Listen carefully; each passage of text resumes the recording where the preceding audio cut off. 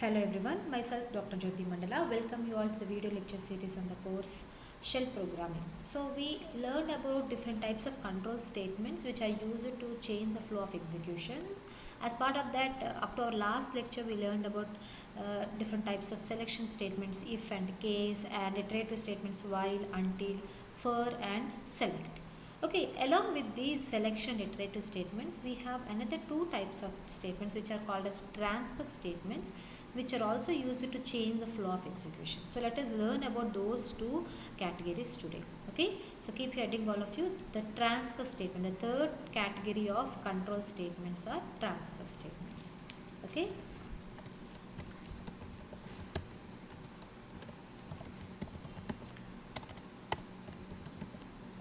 So they are it is used to exit the current loop or to like bypass the current loop. If you want to transfer the location from one place to another location, if you want to change the location, like change the flow of execution from one place to another place, then we can go with this transfer statements. Okay, so in this category we have two. What are they? One is break, and the other one is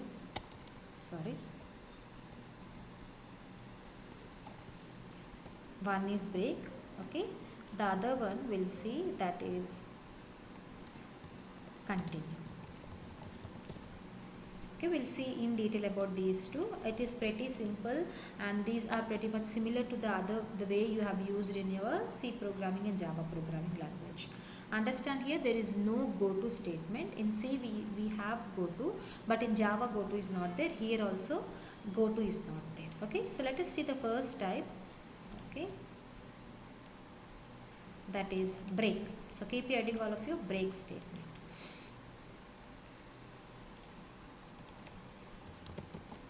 Now as the name itself, it is telling break. Break is nothing but, suppose whenever you want to exit the current loop, you are in a loop, you have the condition later on also, like after 2 iterations you want to break, but the loop can be continued for 10 times, but after 2 conditions you want to break that one. That means if you want to exit from the current loop before its normal execution, then we can use this break. That means we can say in the other word, forcibly you are coming out of that loop. Before exiting normally from that loop, you want to come out of that. Forcibly you want to come out of a loop, then we can go with this break statement. Okay, it is similar to the other programming languages also. The syntax is very simple. The syntax is, you need to use keyword, you need to use keyword, just you need to use break, that's it. Alright, so we'll see one simple example. My program here is, I want to iterate the loop for 5 times. Okay, for that I'll write on the code. First I'll write down how to do that one. So what I'll do, I'll take one variable called I, and it is initialized with 0. Now I'll write and one while loop. Just in the while loop, what I'm doing now, I want to iterate this this one while how can we write, $I value is less than, isn't it? That is the way how we have used, right? So I want to check $I value is less than 5. So here if you use hyphen LE, then you need to use angle bracket. If you are using less than or equal to symbol, then you need to use which symbol? Then you need to use parenthesis, double parenthesis. Okay, so I want to use hyphen LE, then I want to check with a value, let us consider 5 times I want to repeat. Are you understanding? Now what I want to do here, I'll ask the student 5 subject marks I want to read. Now each iteration I want to ask the user to enter the marks. So, okay, read hyphen P, enter marks. Now while entering the marks though, I want to check, let us consider the marks are stored in M variable. Now while entering the marks, I want to check the M marks if any time, in the 5 times, if any time the user has given a negative value, then I don't want to continue further, because negative values are not considered for the marks. Let us consider. So I want to check if, okay, whatever marks are given, no, okay, is less than means LT 0. Are you following, all of you? If whatever marks are entered by the user is less than, then what I need to do, I want to do break. That means I don't want to continue with the remaining iterations. Okay, then I want to tell this is the end of the if loop. Okay, or else if it is not less than, then I want to echo what I want to echo. I want to echo for the iteration $I marks are $M. Just for our understanding I am writing. Okay, then this is done for what? Done for while. Got it? So after this done, what I'll do, I'll have one more echo statement saying let exit from while. Okay, let us save this program and run this. So it is asking enter marks. I'll give 12. So iteration 0 marks are 12. Now again it is asking, it will be iterating the loop. How many times? Our the maximum time is 5 times only. Okay, I'll give one more time, 34 I'll give. So for the iteration, okay, I value I have not incremented, no, that's why it is showing iteration. So let us not bother about that. Now we are in third iteration. Okay, in third iteration, let me continue. Let me give a negative value 23. Then see what happened. Whenever I am giving negative value if I am giving means we are getting break. So understand here, whenever there is a break, no, it will search for its nearest iterative statement. What is its nearest iterative statement? If you see, if is not an iterative statement.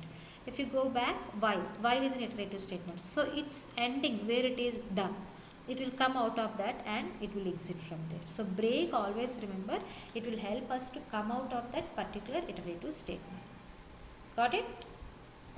What we'll do now here, for our understanding, I'll increment the value of I. How can we increment the value of I? Can you all remember? I equal to expr $I plus 1. Okay, this I want to display after echoing this one. Okay.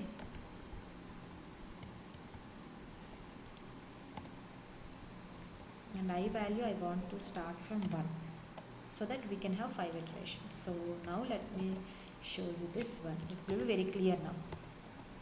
Enter marks. I have given 23 for the first iteration, 23. Okay, second time if I give 67, second iteration I got 78 I gave. This is also okay, but now I am entering negative value 89. Then I will come out of this now.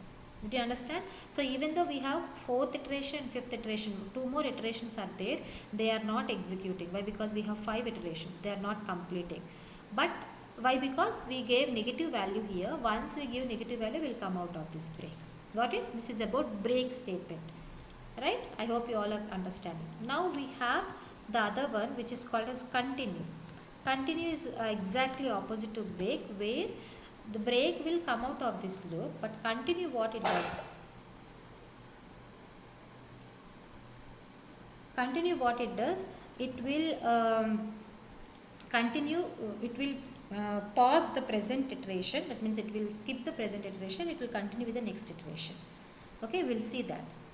I'll show you the example. Syntax is very simple, just we need to use what we need to use. We need to use continue. I'm so sorry, here we need to use